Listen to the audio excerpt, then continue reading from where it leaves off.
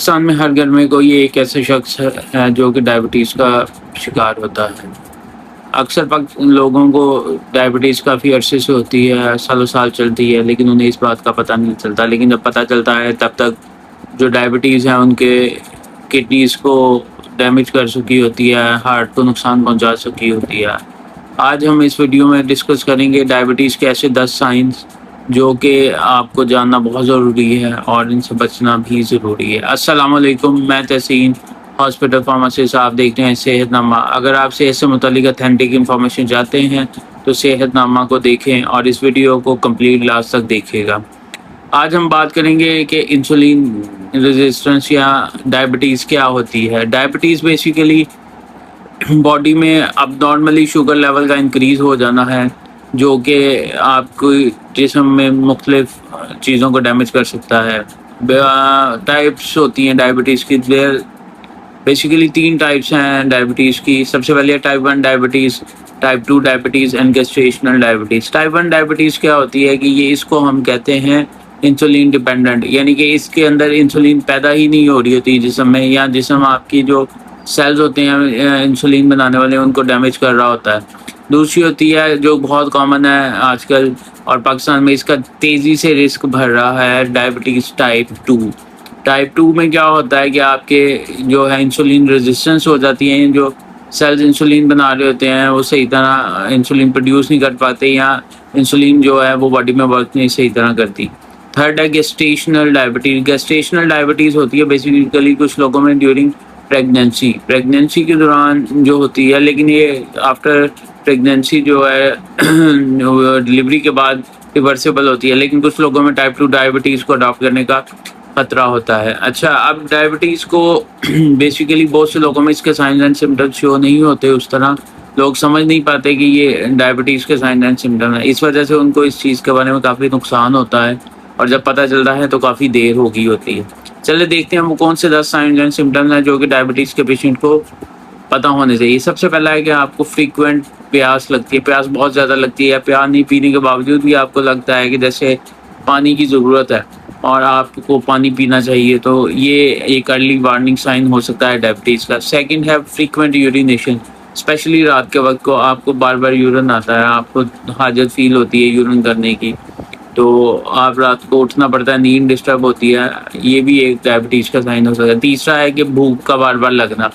आप फ़र्ज़ करें खाना खाते हैं और खाना खाने के थोड़ी देर बाद आपको दोबारा भूख फील हो जाना शुरू हो जाती है, तो ये भी एक डायबिटीज़ का साइन हो जाता है, क्योंकि आपकी बॉडी जो है वो उस तरह इंसुलिन को रिस्पॉन्ड नहीं कर रही होती है। इस वजह से जो है आपको दोबारा भूख फील होना शुरू हो जाती है। नंबर 4 पे आता है आपकी नज़र का ख़राब होना। नज़र के ख़राब होने में आपकी, क्योंकि डायबिटीज़ जो है सीधी आपकी नर्व्स पे जो है असर करती है, इस वजह से जो है आपको ब्लड विजन हो जाती है, आपकी आइज़ साइट वीक हो जाती है।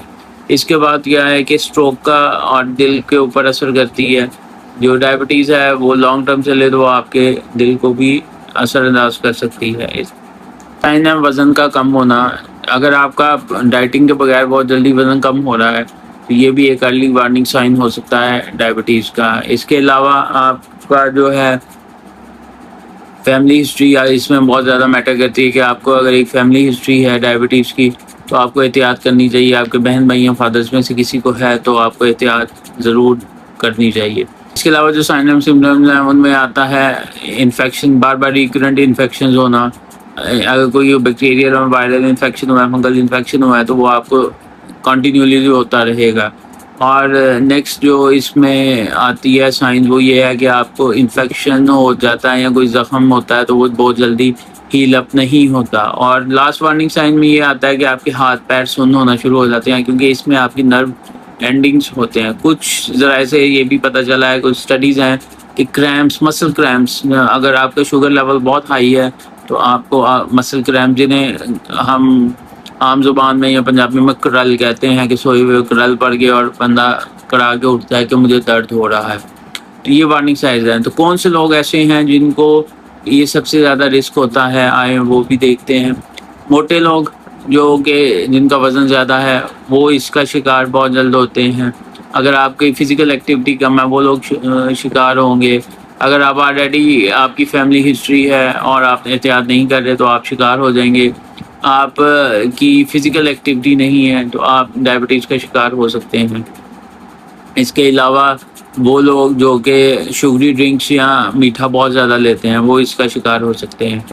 आपका डॉक्टर्स अगर फाइंड करता है कि आपको डायबिटीज़ हो रही है तो वो आपके कौन-कौन से टेस्ट करवा सकता है। 3 तरह के टेस्ट हैं। सबसे पहले है आपका random glucose test. Random glucose test क्या होता है कि आपने खाना खाया, खाना खाने के 2 घंटे के बाद आपका एक ब्लड सैंपल लिया जाता है। वो आप नॉर्मली घर में एक ग्लूकोमीटर से चेक कर सकते हैं।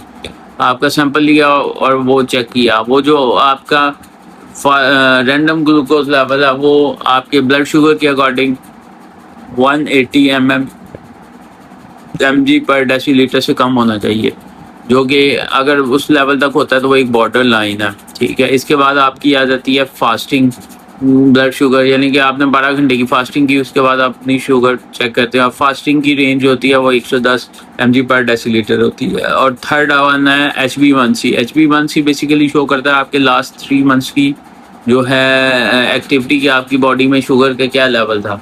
और HbA1c की जो नॉर्मल रेंज होती है वो 6.5 तक होती है। ठीक है, 6.5 से बिलो अगर आप हैं तो बॉर्डर लाइन पे हैं, और अगर आप 6 से बिलो हैं तो आप नॉर्मल हेल्थी लाइन में हैं। इसके अलावा आपको क्या क्या करके इसको रिवर्स किया जा सकता है।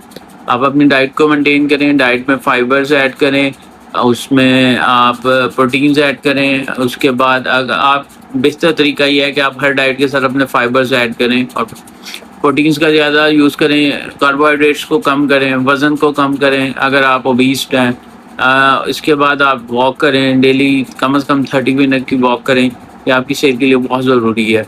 ये सारे तरीक़ाकार वो हैं जिनको इस्तेमाल करके आप अपनी सेहत को बेहतर कर सकते हैं, शुगर को रिवर्स करते हैं।